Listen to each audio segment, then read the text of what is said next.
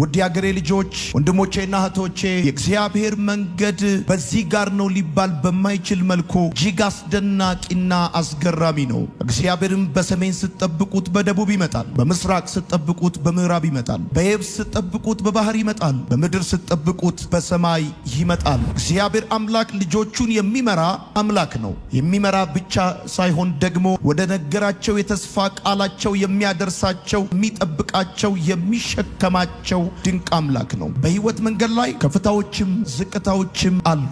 ሁሌ ከፍታ፣ ሁሌ መከበብ፣ ሁሌ ሙላት፣ ሁሌ ድል ብቻ ሳይሆን አንዳንድ ጊዜም ደግሞ ብቸኝነት፣ ዝቅ ማለት ወይንም ደግሞ በአንዳንድ የህይወት ፈተናዎች ውስጥ ማለፍ በሰው ህይወት ውስጥ የተለመደ ጉዳይ ነው። ህይወት ከተራራና ከሸለቆ የተሰራች ነች። አንዳንድ ጊዜ ባሰባችሁት ባልጠበቃችሁት የህይወት መንገድ ላይ ብዙ ነገሮች ቀና ይሆናሉ።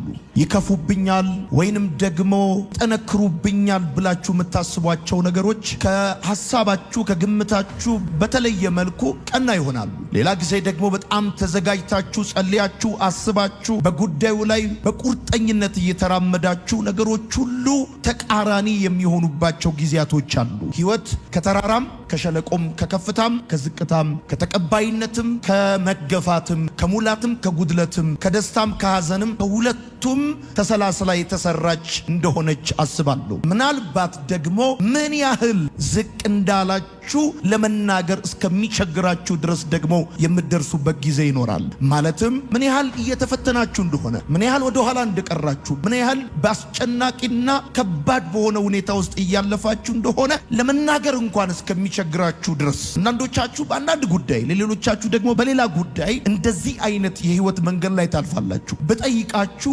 ቃላት ፈልጋችሁ ልታገኙ በማትችሉት አይነት ዝቅታ ውስጥ እያለፋችሁ ያላችሁ፣ መገፋት ውስጥ፣ ማዕበል ውስጥ፣ ተግዳሮት ውስጥ ወይንም ደግሞ የህይወት ጥያቄ ውስጥ ባልጠበቃችሁት የህይወት ጥያቄ ውስጥ ያላችሁ አላችሁ። ምናልባት ከ10 ከ15 ዓመት በፊት ተማሪ በነበራችሁ ጊዜ ከወላጆቻችሁ ጋር ስትኖሩ ፕላን ካደረጋችሁት፣ ካሰመራችሁት፣ ከታያችሁ ከዛ ነገር በተቃራኒው እየኖራችሁ ያላችሁ ሰዎች ትኖራላችሁ። ደግሞ የሚገርመው እግዚአብሔር አምላክ በግልጽ አማርኛ በሚገባችሁ ቋንቋ ለእናንተ 1 2 3 ብሎ ነግሯችሁ ሲያበቃ ከዛ በተቃራኒ ቋንቋ በምታጡለት የህይወት ማዕበል ውስጥ የምትደፈቁና በዛ ውስጥ እያለፋችሁ ያላችሁ ሰዎች በዚህ ውስጥ ልትኖሩ ትችላላችሁ። በጣም የሚገርመኝ ነገር በጣም ፖቴንሻል ያላቸው አቅም ያላቸው ትልልቅ ነገር መስራት የሚችሉ ሰዎች በተደጋጋሚ ጊዜ በተስፋ መቁረጥ ስሜት ውስጥ ያልፋሉ።